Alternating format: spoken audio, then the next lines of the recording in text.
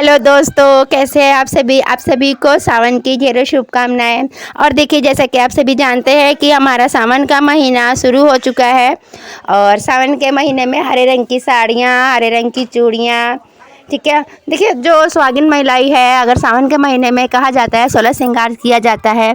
और 16 श्रृंगार करना बहुत ही अच्छा रहता है। बड़े ही भाग्य से हमको 16 श्रृंगार करने को मिलता है। देखिए, मैंने हरे रंग की चूड़ियाँ वगैरह पहन ली है, हरे रंग की साड़ी पहन ली है। यूपी बिहार में कहा जाता है कि अगर हम पूरे सिंदूर, बिंदी, चूड़ियाँ, लिपस्टिक पूरे श्रृंगार कर लेते हैं 16, और अगर यदि पाँव में महावर नहीं लगाते हैं तो कहा जाता है कि मतलब श्रृंगार हमारा अधूरा रह गया है। तो पाँव में महावर लगाना बहुत ही ज़रूरी होता है। और देखिए, क्या है ना, आजकल की जो लाइफ है बहुत ही बिजी लाइफ है। मतलब हर किसी के पास इतना समय नहीं होता है कि बैठ के पाँव में महावर लगाए। तो बहुत ही शॉर्टकट में, बहुत ही इजी तरीके से मैं आज आपको पाँव में महावर लगाना बताऊंगी। और देखिए, पाँव में महावर लगाने के भी कुछ नियम होते हैं, ठीक है। तो आज मैं आपको जो पाँव में महावर लगाने का एकदम सरल तरीका बताऊंगी और इसकी क्या नियम है, और इन नियमों का पालन करना हमें बहुत ही ज़्यादा ज़रूरी होता है। तो देखिए दोस्तों, सावन का जो महीना है बहुत ही पवित्र महीना है। और देखिए, मैंने हरे रंग का नेल पेंट भी लगा रखा है। और देखिए, आज मैं आपको पाँव में महावर लगा करके बता रही हूँ, क्योंकि देखिए, वैसे तो पाँव में जो डिजाइन है हम किसी भी तरह का बना लेते हैं, ठीक है।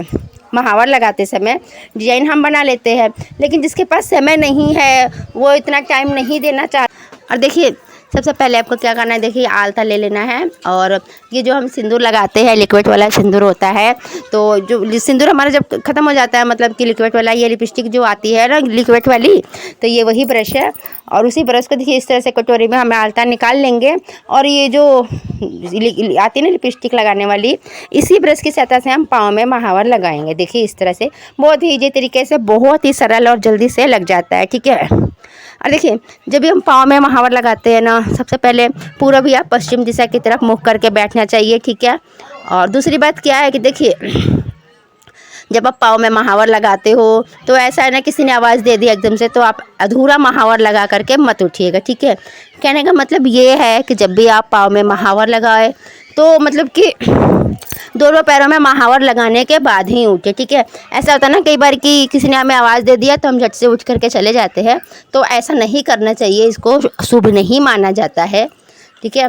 देखिए, बहुत ही सरल और इजी तरीका है, बहुत ही मिनटों में लग जाता है, ठीक है। जिसके पास समय नहीं है वो भी इतने सरल तरीके से पाँव में महावर लगा सकते हैं।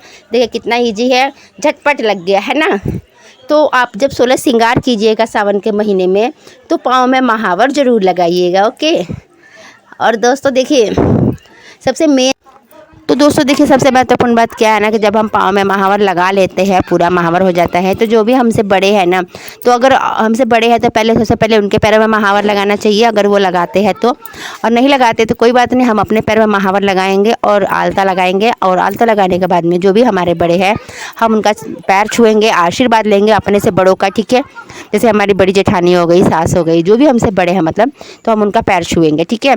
तो आपको हमारा ये वीडियो कैसा लगा, वीडियो को लाइक ज़रूर कीजिएगा।